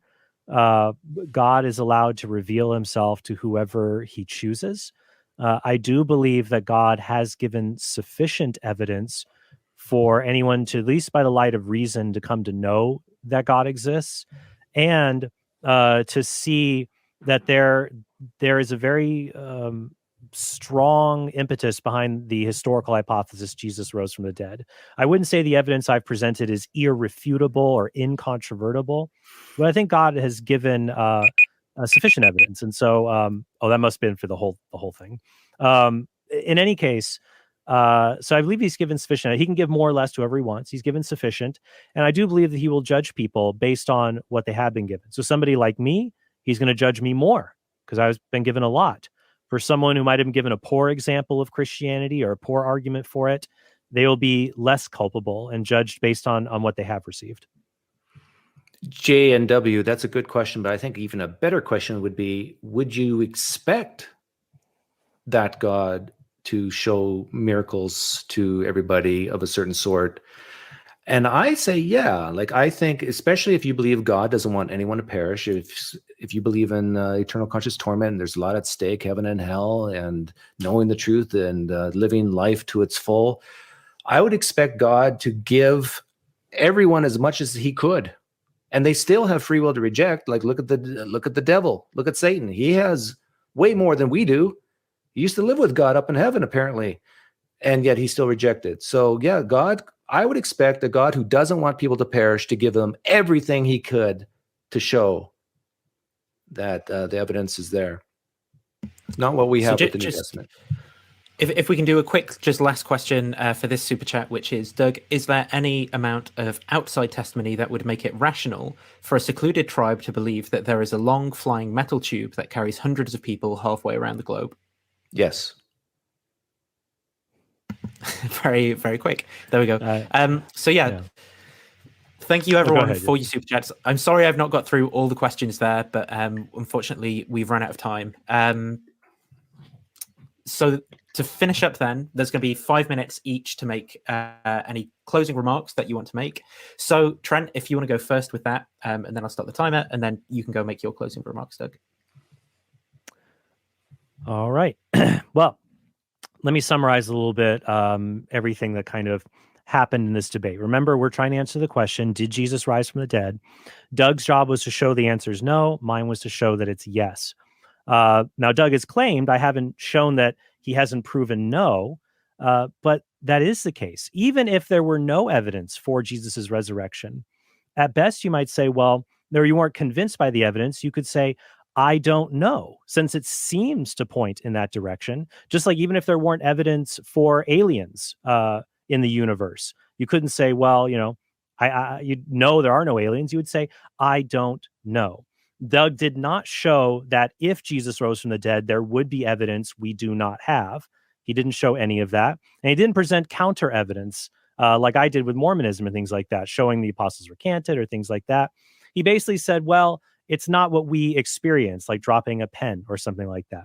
Now, what about the evidence I showed? Remember, I said that particular evidence can overcome general truths, like with the Wright brothers and flying a plane that had been impossible before that. Rather, what about the evidence that is presented? Remember, things are as they appear unless evidence suggests otherwise. Doug said, well, Trent, you think there are natural explanations all the time. Yeah, that's right, because miracles are rare. Just because I believe in miracles doesn't mean I think they happen at the grocery store every weekend. I'm going to need evidence to show that it points beyond a merely natural explanation. So with an epileptic seizure, I would say, yeah, that all the evidence points towards epilepsy. But there are testimonial accounts of people who have superhuman strength, who speak a language they've never spoken before, and that could point to a supernatural element. Doug also said, who cares about explaining the data? The spirits, the demons going into the pigs, how do you explain that? Well, I say that it's all a legend. You could do that, but the problem is you can't do that with the basic facts of the resurrection, because I or Bart Ehrman or other atheistic scholars agree Jesus was crucified, agree that his disciples came to believe that he rose from the dead. And so you need to provide an explanation for that. You can't just say it never happened, because we all agree the basic facts it did happen, and it stands in need of explanation. And as I showed, the explanation that I offered, Doug didn't show that it's problematic. He never addressed my argument for the existence of God. So there is a causal power that is capable of raising Jesus from the dead. And so that we have a worldview where miracles can be possible. And then, as I said, the resurrection explains the willingness of the disciples. Go back to the evidence I presented against the hallucination hypothesis here. Ask yourself, from which of us, who is just applying one explanation that covers everything, and who's trying to explain away bits and pieces? My explanation explains why Paul and James converted. Grief-induced hallucinations cannot do that. It explains why groups of people saw Jesus. Doug just tries to say there were no such group embodied appearances. And I showed we have evidence for that, both in Paul's letters and in the reliability of things like Luke's gospel. Doug tried to say, oh, well, we can't trust this is Luke's gospel. But he didn't present an argument for that. By ancient historical standards, you have people like Richard Carrier who say that Luke wrote in accord with the standards of ancient history. Carrier even calls him a better than average historian. We know from Acts that Luke was a firsthand travel companion with Paul. He gets an insane amount of historical details correct. And the Gospel of Luke we can attribute to Luke, because if it were truly anonymous, we would expect ancient Christians to provide lots of different proposed authors for Luke, yet they all center on one person, which is not what we would expect if it was truly anonymous. So I showed that when it comes to this, that we do not, we have this evidence that is helpful, and I think that it really does point in this direction. Sorry, I lost my part here. One thing I wanted to add. All right, less than a minute. I think ultimately, look, our world is a pretty weird place. It's weirder than we realize. We should have open minds. And I would say take the evidence, follow it where it leads, and try not to explain it away, and look at all of it together. And I would add that, look, you may not be convinced. If you're not Christian, you may not be convinced by my arguments of the resurrection. That's okay. I hope it will convince you that the resurrection is a question worth taking seriously. How do you explain the genesis of Christianity and all of the different facts that I put forward in this debate? I hope you'll take it seriously, look at the evidence for and against each side, because God made the world and he wanted you to exist. You are not an accident. I hope you'll investigate the resurrection to come discover and learn about eternal life with God, and to have eternal life with that which is truth, beauty, and goodness itself. And the resurrection is a foretaste of that which God promises. And there's good evidence for that. So I hope you look into it. Awesome. Thanks for that, Trent. So the same applies for you, Doug. You can make your closing remarks, and you've got 5 minutes to do so. Well, yeah, this was my first formal debate, and I loved it. It was fun, and I like Trent. I know maybe there was some differences between us before this debate, because I've done some videos on him. The topic was, did Jesus Christ rise from the dead? I would say I know that he didn't. I know it. because I can use things like induction and say, this is not how the world works. And in order to overcome this, you need a ton of evidence. It's a big claim. It's a crazy claim, as that one pastor said. You got to own your beliefs, Christians. It's a big, crazy claim, and you don't have big evidence. Trent did not show that my ancestor did not fly across the Grand Canyon. He'd never showed that when I did the flying man thought experiment. And yet this is the same type of question he's asking me. Prove that it didn't happen. Show that it didn't happen. Give evidence that it didn't happen. Yet with the flying man, when we went step by step, I could say the same thing to him. He didn't believe it. Well, but you need to demonstrate, you need to give evidence that it didn't happen. This is silliness. For those of you living in the United States of America, when you and I are the same, if you're a Catholic listening, you and I are the same. We buy groceries the same. We drive around town the same. We don't see these supernatural type things happening in our day-to-day life. Maybe you see it in church when there's a music playing and there's other believers around you, or maybe when you're really, really sad and you're feeling desperate. I bet you anything, the closest you felt to Jesus in your life is the time you were hurting the most. Am I wrong? Psychology can explain that. When we talk about the basic facts that Trent brought up, all of it, the basic ones, the core ones, some would say the minimal facts, all of it can be explained naturalistically. All of it. Easily. Now, Habermas has 3, sometimes he has 5, sometimes he has 7. I agree with the 3 minimal facts, and I think even up to 6 minimal facts. But it can all, as Dale Allison said, all of it can be explained naturalistically. And isn't it more probable that those naturalistic explanations are more probable than that a man actually rose from the dead? I think a lot of Christians say, yeah, it is more probable, these naturalistic explanations. But Doug, you don't know what I've been through. You don't know what I've seen.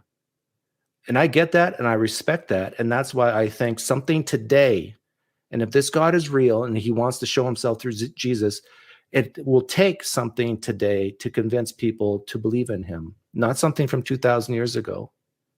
I have a lot of atheist friends, and they started, when I first started my YouTube channel, they started watching it. And guess what? They got bored. They got bored hearing about Jesus and New Testament stuff and Old Testament stuff. They hated it. And I asked them why. They said, it's not relevant. Who cares? Christians, you have to come to I think you already know this, but you have to come to the realization that most people on planet Earth do not care about what you believe. And talking like what Trent said, the evidence he presented, you might judge them as being silly or whatever, but they don't care. But I'll tell you what would convince them and would make them care. Start being like the church in Acts. Start raising people from the dead in the name of Jesus. Then you'll get your churches lined up around the block. You don't need music, fancy music in the church. You don't need to appeal to the young people. This is what you need to do. You don't need to talk about Paul and the authors of the Gospels. It says in the New Testament that believers will do even greater things than Jesus did through the power of the Holy Spirit. Well, start doing it then. Start going into hospitals and give people their limbs back in the name of Jesus. And until then, you have nothing, really. You have stories. You have a way to give yourself hope, meaning, and purpose. But here's your out. I always like to give a safe retreat. Still believe in God. Still use that belief in God to give you explanation of why we're here. But to believe that Christianity is true, no, you need to let that go.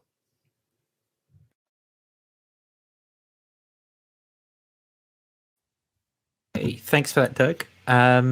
So if I put us back where we were. That is it then for everything that we've agreed to today's show. Do either of you guys want to plug like after shows or anything that you're going to be doing, or your channels where people can follow up on this afterwards? Yeah, people can check out my channel, the Council of Trent, COUNSCL. If you're Catholic, you get the pun.